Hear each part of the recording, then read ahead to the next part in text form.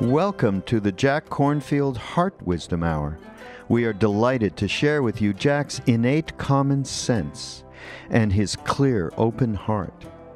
In order to continue presenting these podcasts, we need your support. Please go to mindpodnetwork.com/Jack and you can donate there, or you can go through our Amazon or Audible affiliate links, and that's another great way to support the podcast.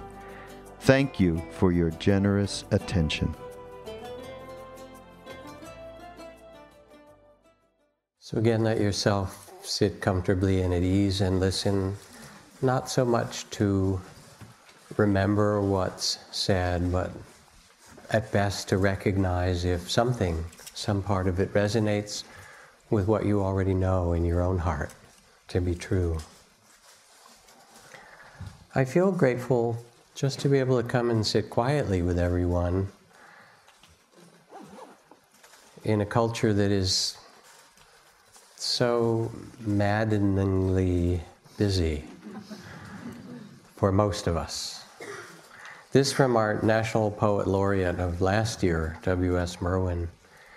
He writes, "Little breath, breathe me gently, row me gently, for I am a river I am learning to cross."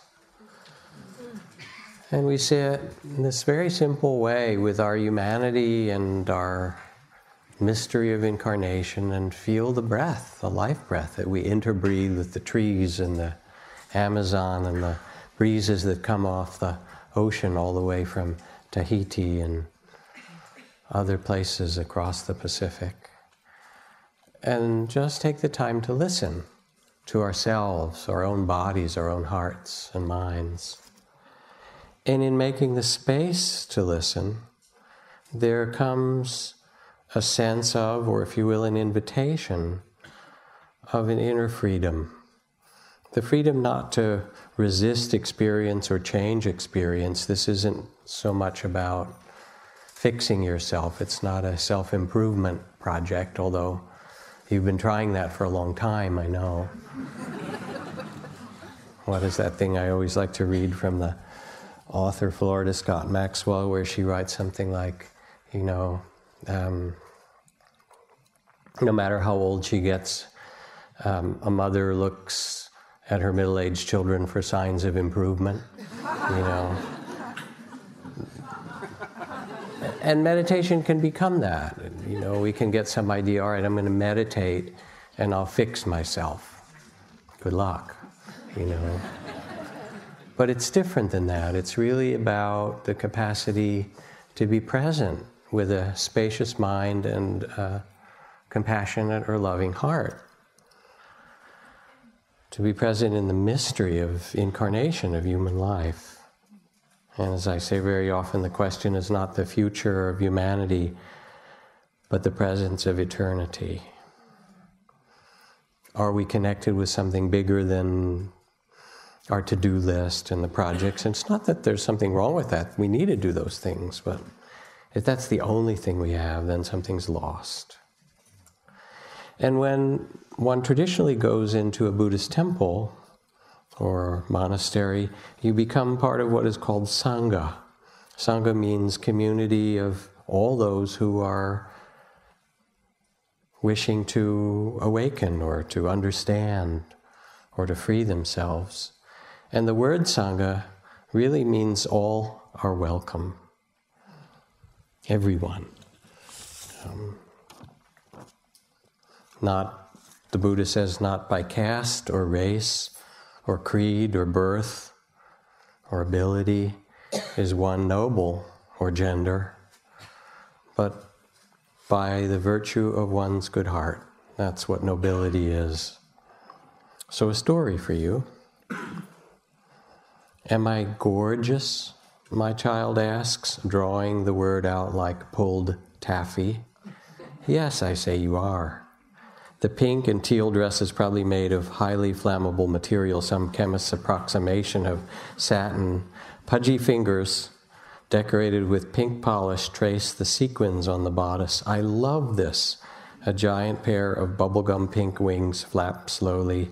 Little feet dance in sparkly red slippers. I'm just like a real princess. Yes, I say you are. Thick blonde hair, blue eyes, rosy cheeks, flawless skin. This child is the American epitome of beauty. This child, my son. He's 4 years old and he prefers to wear dresses. Maybe it's a phase, maybe not. Even as I wonder how I produce such an angelic-looking creature, I wish he would put on some pants and go back to playing with toy tractors, not because it matters to me, it doesn't, but because I'm already hearing in my head the name calling he will face in kindergarten and for decades after. Many adults seem disturbed by the dresses. Strangers utter awkward apologies when they realize he's not female. This culture wants little boys to dream only of baseball, trucks, and trains. This culture has no room for little boys who want to be gorgeous. He picks up a parasol a neighbor gave him and opens it jauntily over his shoulders.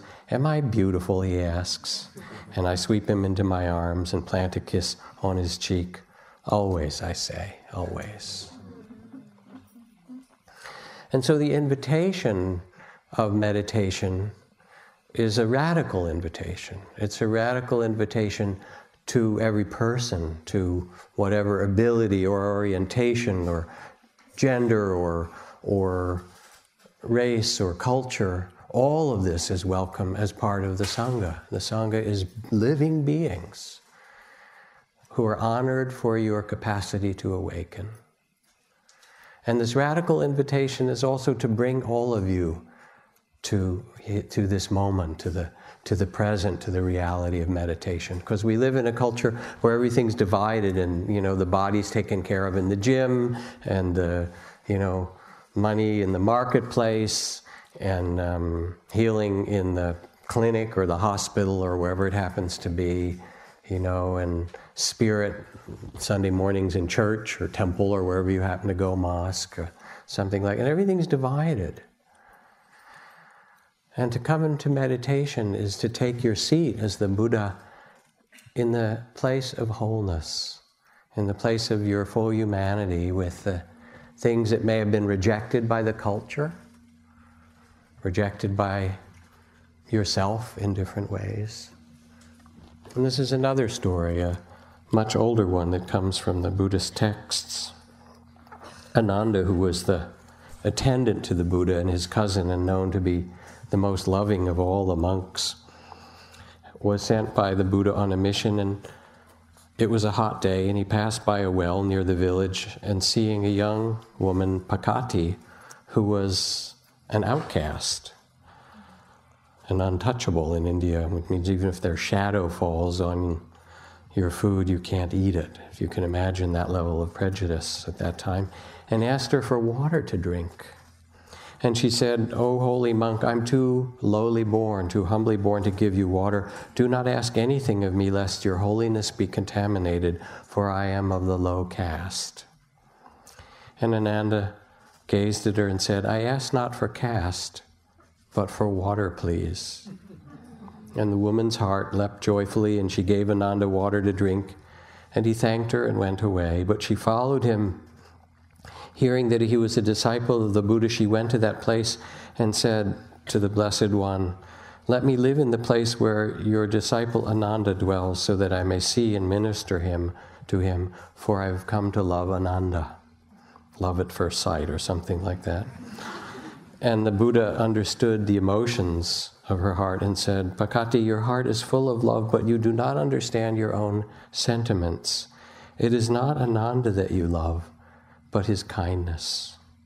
Accept then the kindness you've seen him practice toward you, and practice it toward others, and though you are born in what is called the low caste, you will indeed be a model for noble women and noble men everywhere, and follow the path of justice and righteousness, and you will outshine the royal glory of kings and queens." So there's something really radical about this, to say no matter what circumstance or what conditions or what conditioning that you have had or that has come to you, there is a dignity and a freedom of heart that is possible for you and for every human being. And to begin to meditate is an invitation to come to be present for this wholeness, even the parts that we've closed off to. The fundamental teachings of mindfulness, which are outlined in one of the most common descriptions of the foundations of mindfulness, the 4 foundations of mindfulness, is mindfulness of the body and mindfulness of the body of the earth. That we pay attention to the senses and this physical incarnation we have with respect.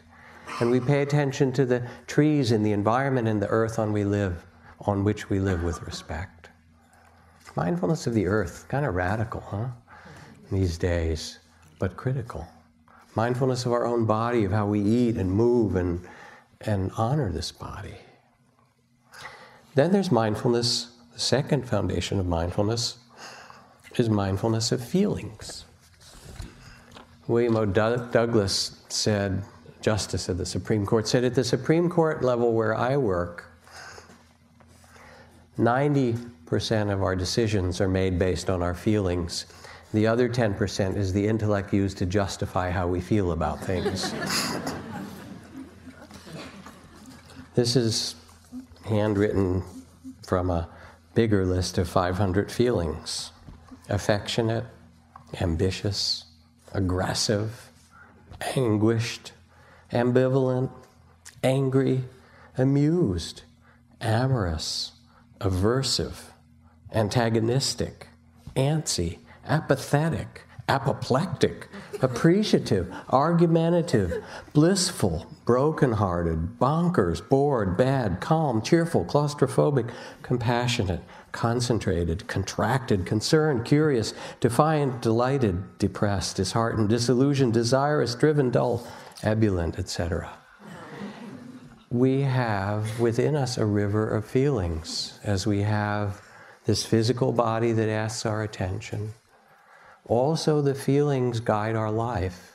And to be mindful means to come into a wise relationship with this river of feelings, as we are in a wise relationship with the world, with the body of the world, or the physical body.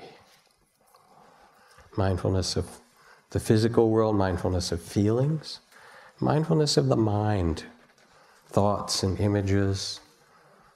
Thoughts are the forerunner of mind, is the forerunner of what we imagine, so we live. And there's that cartoon I like to talk about from the New Yorker, which shows a car crossing the Utah desert, vast landscape, and the roadside billboard reads, "Your own tedious thoughts next 200 miles." Right? That's kind of meditation for you. You sit quiet and you say, I'm going to be aware of my breath, and then sounds come, and then there's a tension in the body because it's built up some, and then you notice that there is this river, waterfall of thoughts, perspectives, plans, remembering, he did, she did, I will, I should, I didn't, and it doesn't stop, and then you can say thank you for your opinion, you bow to it. And the capacity of mindfulness is to know and be aware of this body with respect, to be aware of thought. In the same way, to know this is a planning or an angry or a sad or an excited or a loving or a fearful thought, to begin to become the witness of thought, the witnessing, rather than to be entangled in thought. And then there comes to be some choice. Then we can respond wisely rather than be caught by it. So mindfulness of the body, mindfulness of feelings, mindfulness of thought. And then mindfulness of the Dharma, which means the relationship to things, to see that everything is impermanent. There's a river of thoughts and a river of feelings and a river of sound and sensations. And our life is a river. Everything is in change. And if you hold on, what happens? Rope burn, basically. It hurts, because things are going to change anyway. And so there is an understanding that life includes joy and pain, that includes praise and blame, that it includes gain and loss, sometimes in terrible ways, sometimes in magnificent ways. What's presented to us is this ever-changing river of experience that we call human incarnation.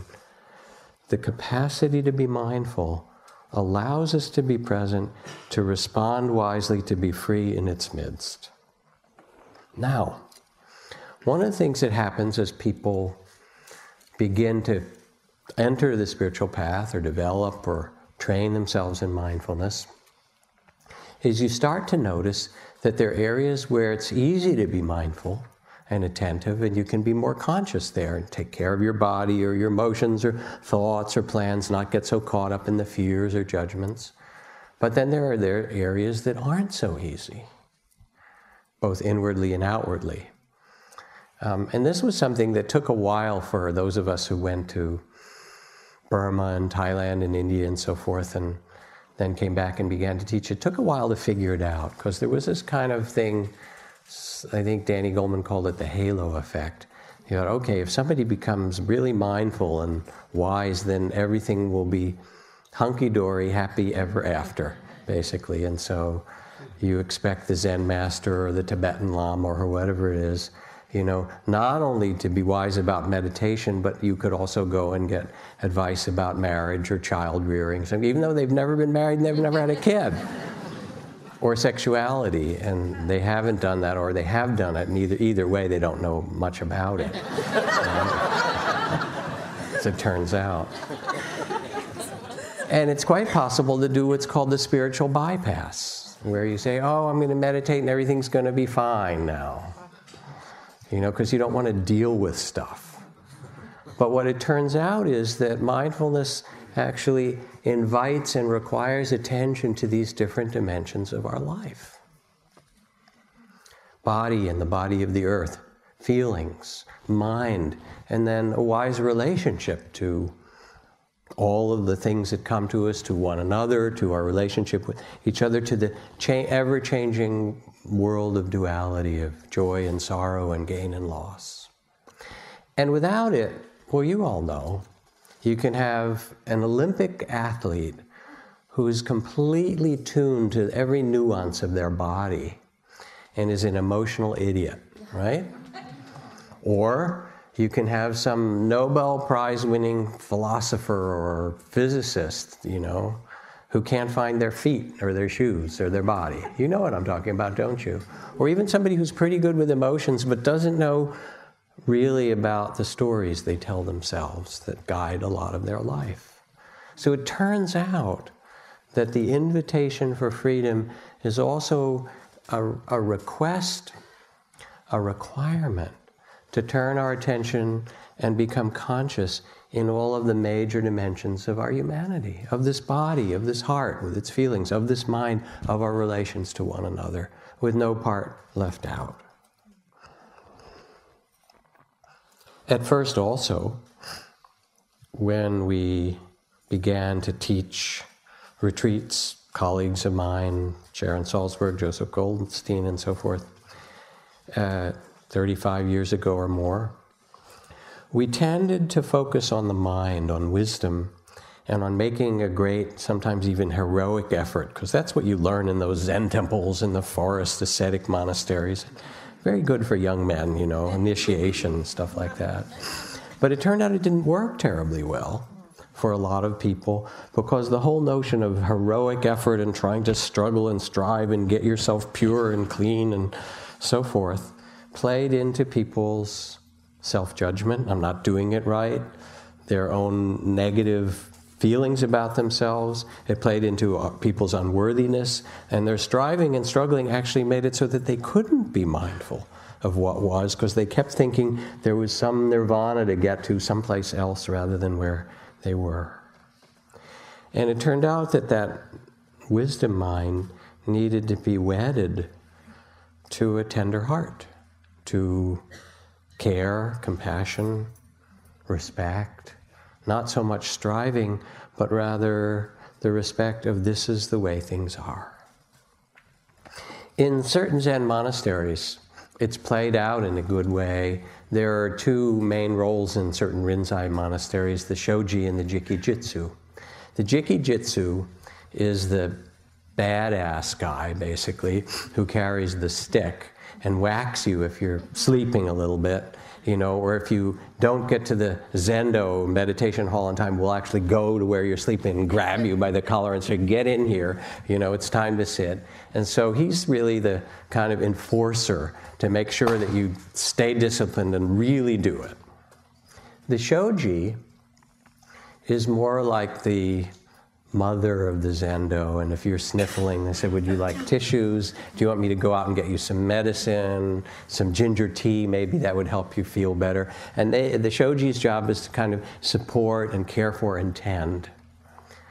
But the part that's most interesting, so people play both those roles, is that after a year of being Jujitsu and carrying the stick, or being Shoji and tending and caring for everybody, you have to switch roles. And the Jujitsu has to be the Shoji, and the Shoji has to take turn as a Jujitsu. And you start to see what's really critical is that you contain all of these. And then you start to find a wise balance between effort and energy and courage and tenderness and respect and compassion, and that they fit together. So I'm talking about these themes tonight in part because it's a little bit like going to the opera or something like that. An hour or two ago, this room did not look the way it does now. It was filled with flowers, and in the octagon in the middle of the room, which you can see there's a kind of octagonal set of wood, darker wood on the floor, sat about 50 or 60 monks and nuns, surrounded by bowers of flowers, and then a couple of hundred other people. And it was an ordination ceremony for 3 women to become bhikkhunis, or fully ordained Buddhist nuns. And a big celebration, and it was absolutely beautiful. And it was also somewhat radical in its own way. When we first got this land from Nature Conservancy to tend and care for and build the center here, one of the principles that our community decided on very early, and it came from our teachers, Julie Wester, Sylvia Borstein, Anna Douglas, and many of us, myself and others who were teaching here, is that whatever we did here should be done in a way that was both equal and respectful for men and women. And so we've tried to foster that in every way, both in terms of the training of our teachers and the women's retreats and men's retreats and things that we offer, and more deeply in the respect for the feminine. And so in this particular ordination, which was done in a circle in the center of the room, was one of the first bhikkhuni ordinations in the Theravada, in our tradition from Southeast Asia, that's happened for 1,000 years. For a long time there were Buddhist nuns, but not for the last 1,000 years within this tradition. And only in the last decade or so have these ordinations begun to take place again. And they haven't happened because, for whatever historical reason, the nuns' order died out. And then there became a whole group of elders, elder monks, who decided that if it died out, it should never be revived. You needed the Buddha to start it. And they had a whole story they made about it. And so when women said, well, we want to be equal to the monks, they said, oh, it can't be, it's not possible. And they stonewalled them. And they said, it's not right in the tradition and according to custom, and we can't do it, and so forth. And this whole kind of story that grew up in various Buddhist countries was told somewhat during this ceremony. One of the nuns who was going to ordain said, I remember I went to the monastery and asked to be ordained, and they said no. And I went back to this, where I was meditating with this other woman, and we got an orange sheet and we put it around ourselves and tried to imagine what it would be like, since we wanted to be nuns, even if they wouldn't let us. So this is the words of, where can I find you?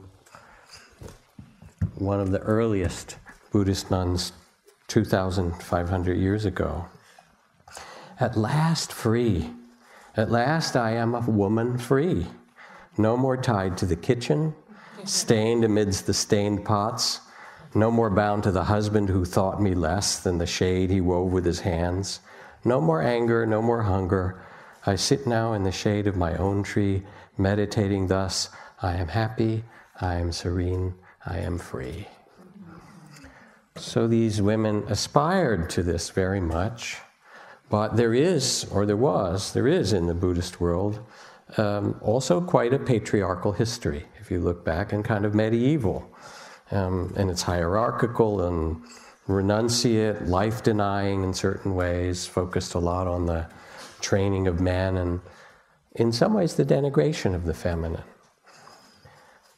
But that has begun to change. It certainly changed here in the West, where the blessings of the masculine and many of its great qualities are now being combined with the spirit of interdependence and life-affirming qualities of the feminine, where our teaching has become more relational, more democratic. In some ways, we're not in the Middle Ages anymore in Buddhist tradition.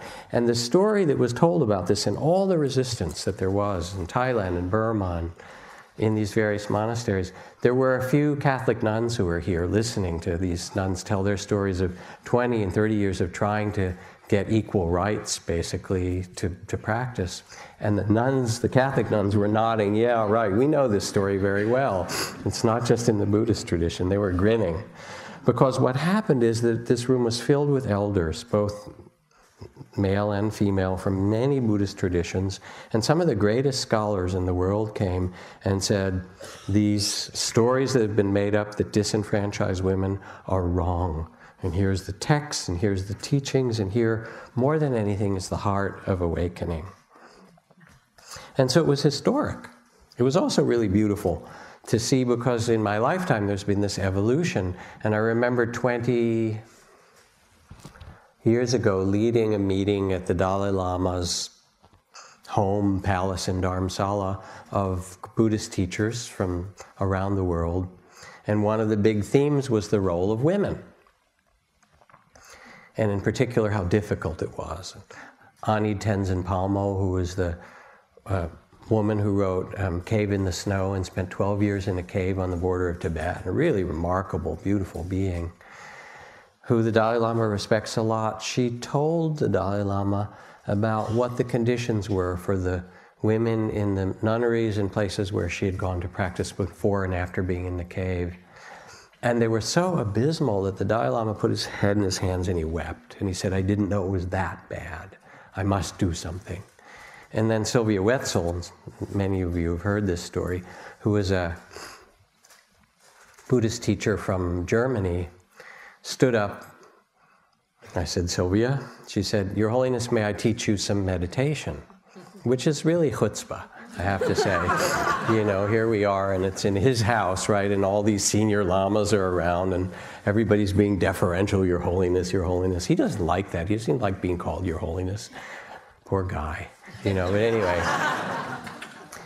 And he said, of course, you know, and I go, okay, what is this woman up to? And she said, so we're in this beautiful room, and on the walls are the Tibetan tankas, or paintings of various elders of the lineage for the last 1,000 years, and there's the Dalai Lama surrounded by a dozen or 15 of various high lamas from different traditions. And she said, I'd like to invite you to close your eyes and do a visualization. I know you do that very well. So everybody closed their eyes. And she said, and I'd like you to envision that you are in this very room at this time, and we're seated here just in the same way we have been, with one small change. That is that the Dalai Lama who you see seated in front is in a feminine form, Her Holiness the 14th Dakini Dalai Lama, who was always born in a woman's body, even though she could be born as a man, but she takes the woman's body because it is a more suitable vehicle for demonstrating the Dharma of opening and letting go and transformation. And she's surrounded by all of her senior advisors, all of whom just happen to be women. All the female Rinpoches. And then if you look at the paintings around the room, you'll notice that while, of course, men are welcome as equal partners in the Dharma, that the pictures and paintings you see of all the great elders of the last 1,000 years happen to be pictures and paintings of enlightened women. And you take a breath and you feel how beautiful it is to be in the presence of Her Holiness and all the great Rinpoches and the enlightened women. And of course, we acknowledge that men can be enlightened equally as women. And we invite you to sit in the back of the room and listen to the teachings. And also, we would like it if you could help us in the kitchen a bit afterward. And I tell you, when the eyes opened in that room afterward of these lamas, it's like you didn't know what hit them, you know. It was just great. It was a beautiful moment. Thank you, Sylvia, yes. But what's happened in the last 20 years since then is a transformation that now can't be stopped. And women have become ordained and elders in Sri Lanka, and they're starting to in Thailand and Burma, some very courageous ones, and some in the Tibetan lineage. And they're basically out of the closet, and that's it, you know, game over, I'm happy to say. And no amount of male authority at the moment is able to stop this transformation. So I read you another text, and it's actually a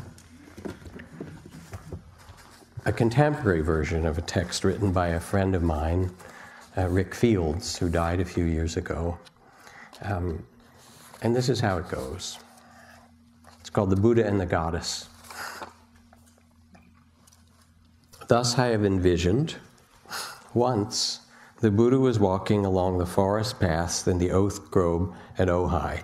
And this was written 15 years ago or so when Thich Nhat Hanh, the Vietnamese Zen master, led a retreat for men and women down in the oak grove in Ojai. And Rick, who was a poet, wrote it in the form of a Mahayana Buddhist sutra. Once the Buddha was walking along the forest path in the oak grove at Ojai, walking without arriving anywhere or having any thought of arriving or not arriving. And lotuses shining like the morning dew miraculously appeared under every step, soft as silk beneath the toes of the Buddha.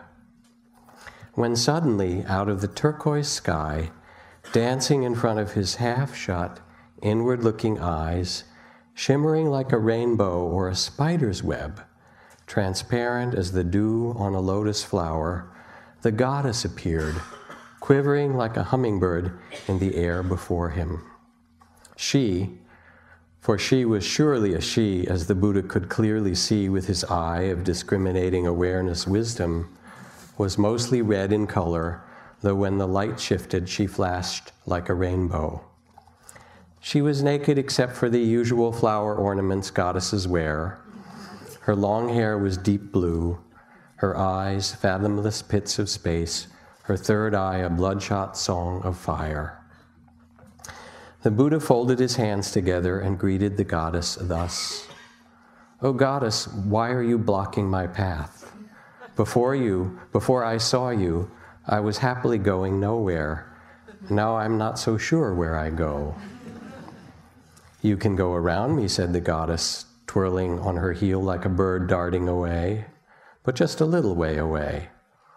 Or you can come after me, but you can't pretend I'm not here. This is my forest, too." And with that, the Buddha sat, supple as a snake, solid as a rock, beneath a bow tree that sprang full-leafed to shade him. "Perhaps we should have a chat," he said.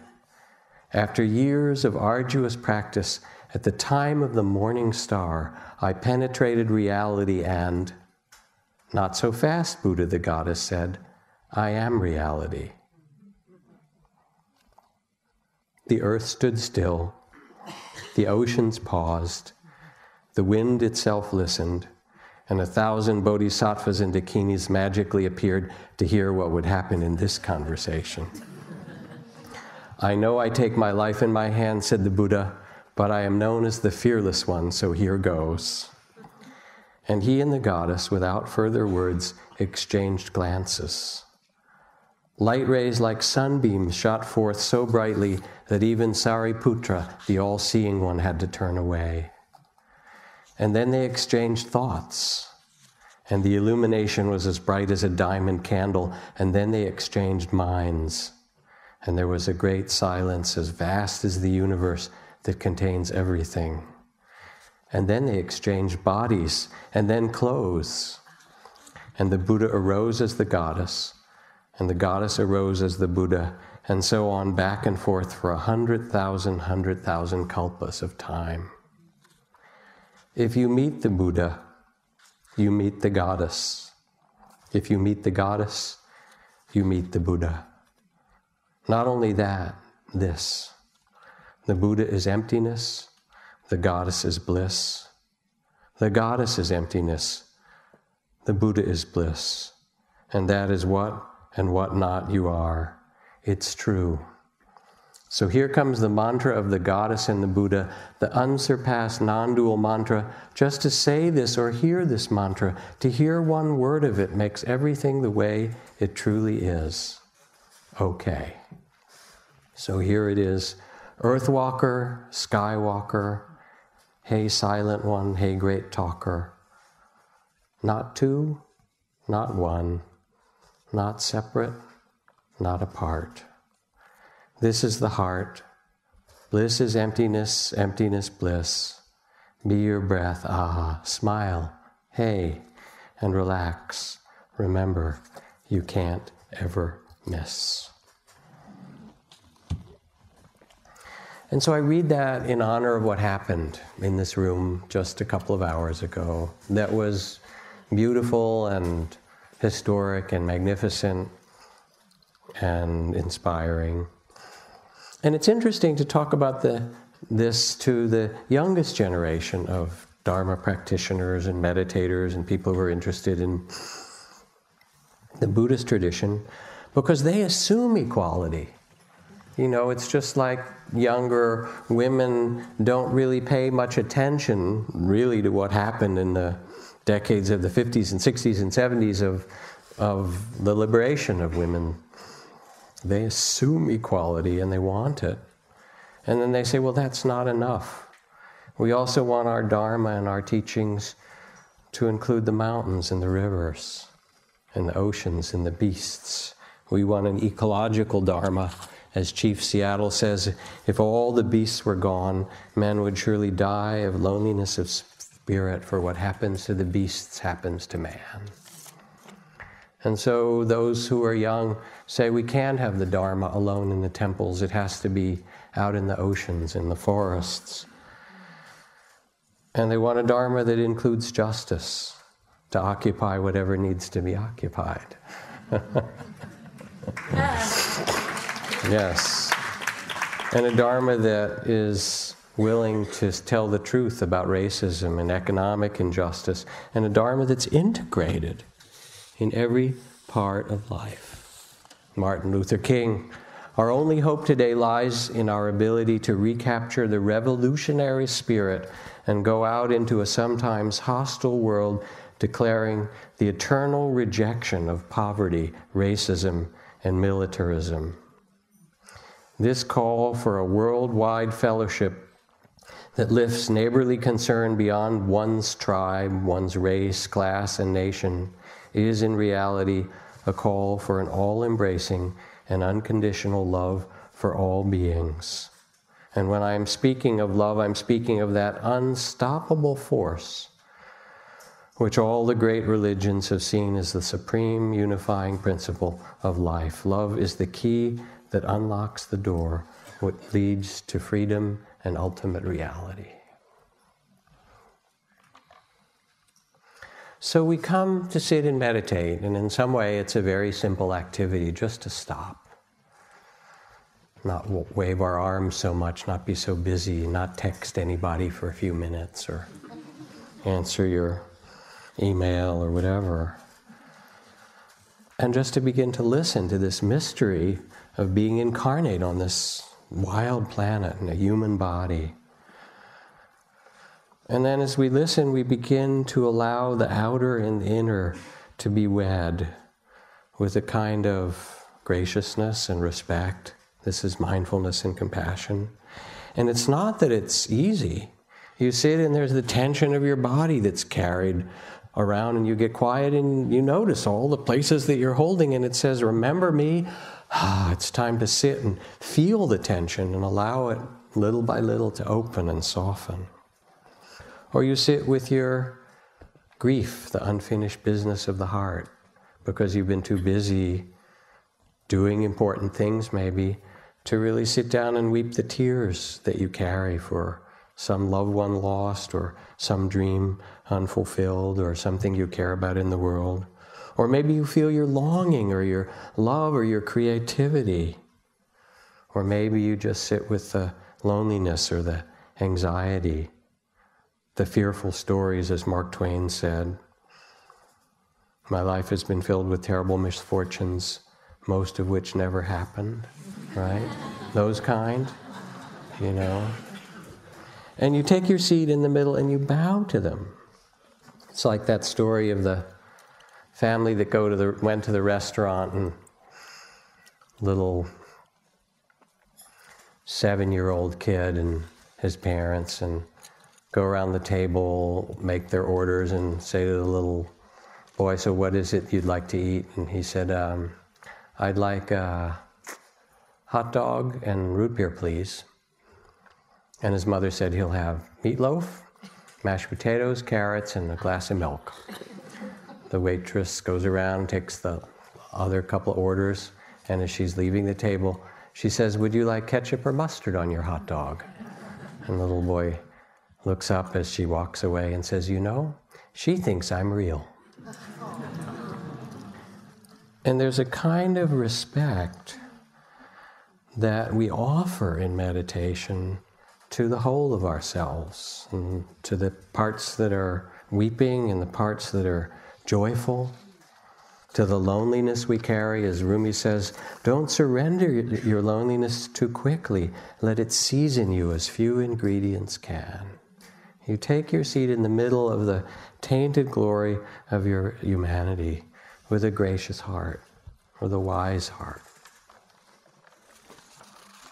And as you do, as you let yourself take time to meditate and become present and become intimate with. And there's a beautiful phrase in the Zen teachings of Zen Master Dogen where he says to become enlightened is to become intimate. Sometimes it's translated as intimate with all things, but the literal translation is to become enlightened is to become intimate. Intimate with your own breath and body and feelings and longings and love and all those around you, to become present in that way. As you do, then you remember what matters when you really pay attention. A poem from Ellen Bass. She writes, it's called If You Knew. What if you knew you'd be the last to touch someone? If you were taking tickets, for example, at the theater, tearing them, giving back the ragged stubs, you might take care to touch that palm, brush your fingertips along the lifeline's crease. When a man pulls his wheeled suitcase too slowly through the airport, when the car in front of me doesn't signal, when the clerk at the pharmacy won't say thank you, I don't remember they're going to die. A friend told me she'd been with her aunt. They'd just had lunch, and the waiter, a young gay man with plum black eyes, joked as he served the coffee, kissed her aunt's powdered cheek when they left. Then they walked half a block, and her aunt dropped dead on the sidewalk. How close does the dragon's spume have to come? How wide does the crack in heaven have to split? What would people look like if we could see them as they are, soaked in honey, stung and swollen, reckless, pinned against time? If you knew you'd be the last to touch someone, what if you knew?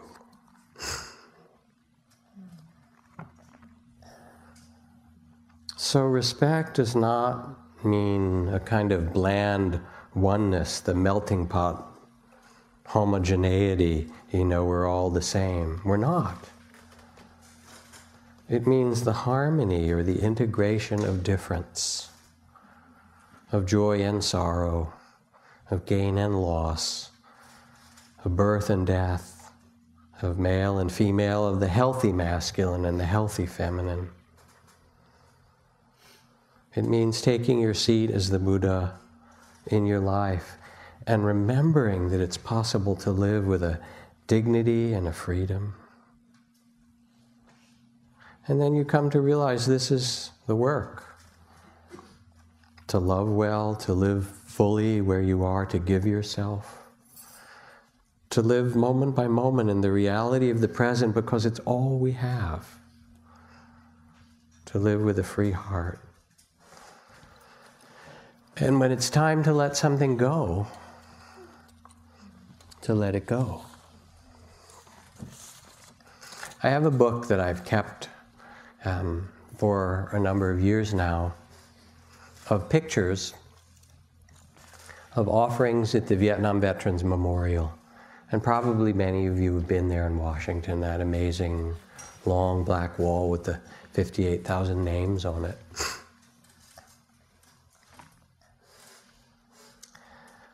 And the book shows people leaving letters or flowers or teddy bears or things that belong to those who died or notes to fathers that they will never see. And one of the notes that it shows that was left there along with a copy of a picture, a kind of greenish photograph, says this: "Dear Sir, for 22 years I've carried your picture in my wallet. I was only 18 years old that day we faced one another on the trail in Chu Lai, Vietnam. Why you didn't take my life, I'll never know. You stared at me so long, holding your AK-47, and yet you did not fire. Forgive me for taking your life. I was reacting the way I was trained. So many times over the years I've stared at your picture and your daughters, because the picture there shows this young Vietnamese soldier holding his 7-year-old daughter. Each time my heart and guts burn with the pain of guilt, for I have 2 daughters myself now. And I perceive you as a brave soldier defending his homeland. And above all else, I now can respect the importance that life must have held for you. I suppose that is why I'm still here and you are not. But it is time for me to continue my life, to release this pain and guilt. Please forgive me. Forgive me, sir. Forgive me, sir." So this was left by a man named Richard Luttrell, who had to carry as the 1 million veterans and people who are coming back from Iraq and Afghanistan to our country in these years, had to carry the images and the deeds of war in their souls somehow. And I wonder how we are greeting them and how we are really listening to them and their stories, because they need it so much, you know. So Richard Luttrell carried this and carried the grief, and it's not just the grief of what you see, as these soldiers will say, and it's not just the grief of what has happened around you, the killing and the devastation, but it's the grief of what you did, that you almost can't speak. But somehow Richard Luttrell, in doing this, in offering these words, began to find a voice for the sorrow that he carried at the center of his being. And after this, he went back to Vietnam. And he went to Hanoi with the little picture that was shown in this book. And he went to the archives, and they could see from the uniform what platoon, what regiment in the North Vietnamese army this man had come from. And eventually they found out who he was. And Richard Luttrell went to the village and met this man's daughter because he wanted to return the picture. And he wanted to return the picture and tell her about how much respect he had for her father, and simply to ask her forgiveness. And he did, and he found her. It's a long story of how he did. And after he did that, she gathered the villagers around her and introduced him to them and said, I feel that this man now is carrying my father's spirit, and my father's spirit is in this man. So you sit and you face the suffering of life. Anybody not have it? You can have your $8 back, right? You do. I mean, it's unbearable beauty and an ocean of tears. It is. This is humanity. And you're asked to be present with dignity and graciousness and a sense of inclusion of your whole being and the whole being of others. And meditation is an opportunity to bow to what is true and to hold it with a heart that is both wakeful and free, with compassion. And sometimes you sit and just acknowledge what's so. And sometimes you sit and you have to let go of things. Hi, Sarah. Thank you. Delivery. I will. FedEx, here we go. Sarah takes care of Monday nights a lot. Thank you, Sarah.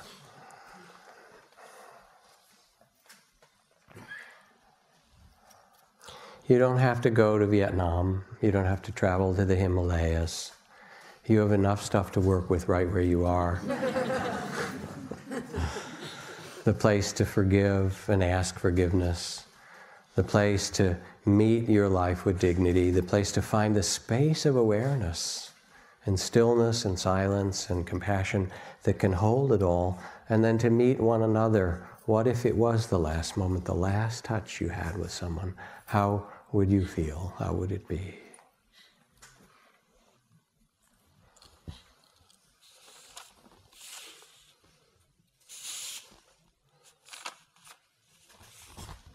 I end with a poem from Lynn Park, who used to live around here and gave this to me 20 years ago or more. She writes,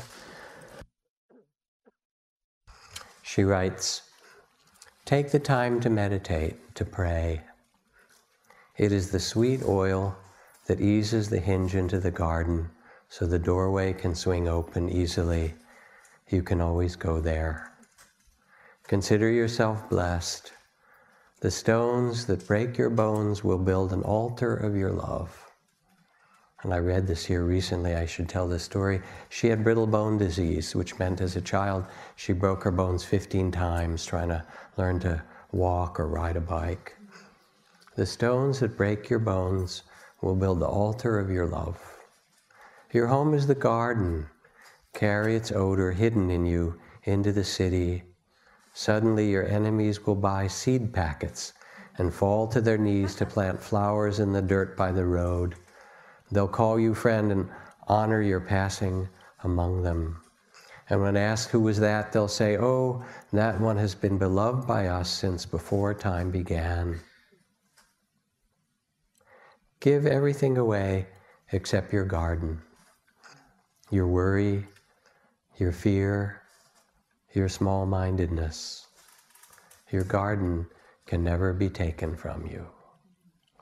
Take the time to meditate, to pray. It is the sweet oil that eases the hinge into the garden so the doorway can swing open easily. You can always go there.